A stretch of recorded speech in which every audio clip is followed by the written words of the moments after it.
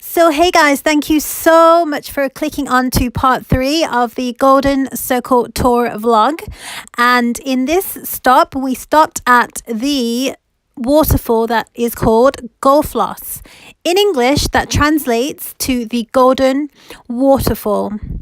Now, Gulfoss is one of the most famous and iconic waterfalls in Iceland, and it regularly features on the list of the best waterfalls in the world to visit. So obviously, after I heard this, I needed to go see myself. And here we are.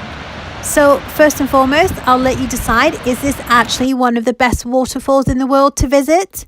And secondly, I hope you enjoy. Till then, take care. And if you do enjoy, please hit the subscribe button because I will appreciate it so much. And once again, thank you and see you on my next vlog. Bye.